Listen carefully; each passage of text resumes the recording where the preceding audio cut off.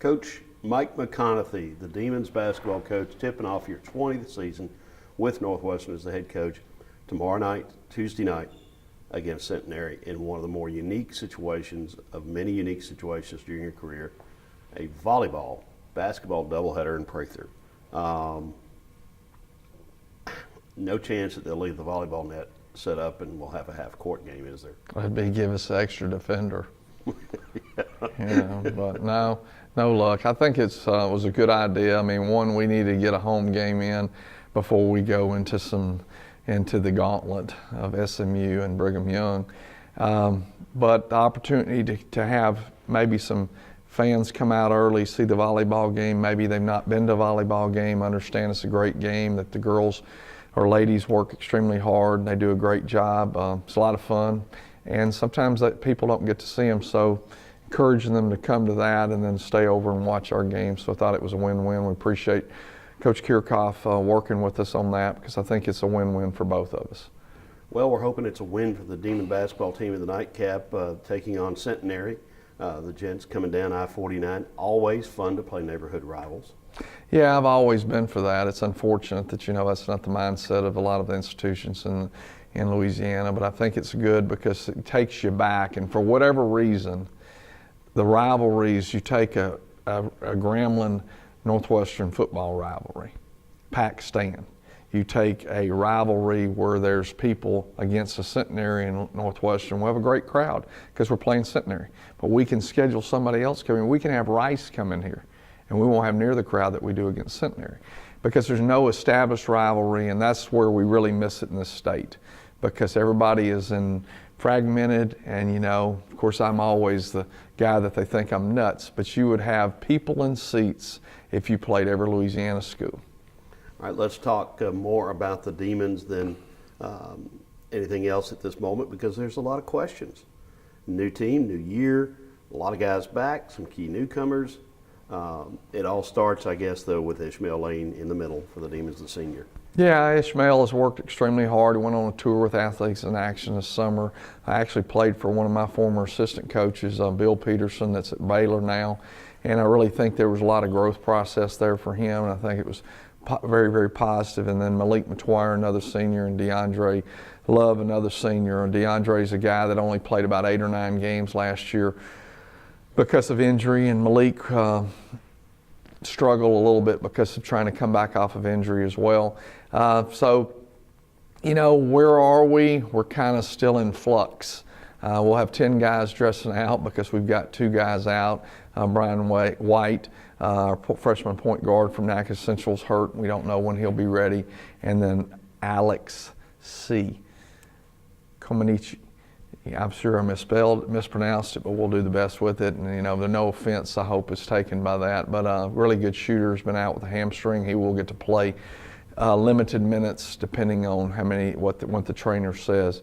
So we've got 10 guys that'll be able to go tomorrow, and we'll be running our wave system, trying to get going back in that. One of the main concerns we have against Centenary is its size.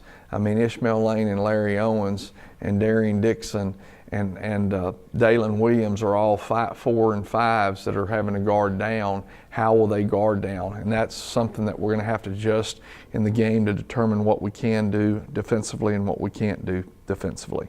Okay, you just talked about waves. That would seem to hint that Demon basketball with full court pressure is going to look more like it has in the past than it was able to last year. I'm very hopeful that, because really when you go back, we've had 3 years that we've not been able to play waves because of injuries, and it's just been really tough. And it's been tough on us as a staff because that's what we want to do, and you have to make adjustments. So we're hopeful we can get back to that, because when you look at over the 20-year period, when we've had waves of players coming at people, we've always been able to be so much more competitive, because our 10, 11, or 12 can compete with their 6 or 7. But if it's our 3 or 4 with a number of 5, because we got to have 5 out there playing against their really 6, 7, or 8 really good ones, it's just really tough matchup a lot of times. Even in our league, it's difficult to match up, and that's one of the struggles that we've had.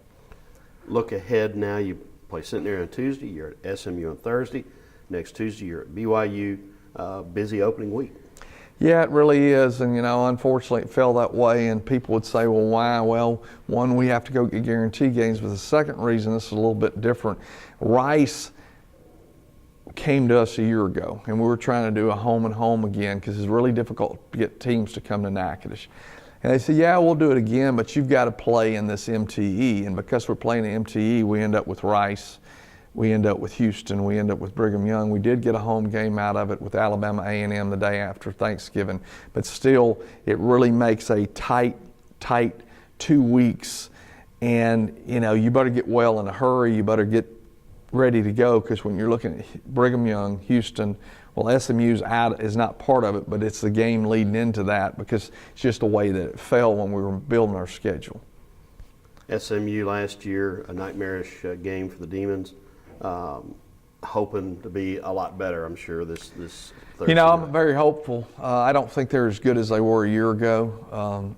Lord, hope not, because they were really good. I don't know if I've ever seen a team move the ball. It did not stick at all. They were very efficient. This will be their home opener for them, and that's something that'll make it really, really difficult for us as well. But they're going to be tough, and hopefully we'll be able to compete at a higher level. I am worried a little bit because we don't know when we'll have Brian White back, and we have 2 true point guards, and CJ and Brian White. So now we're back where we were, the 18 league game schedule we had last year with 1 point guard. Similar to having to play 4 quarterbacks this year for the Demon football team. We got 1 point guard.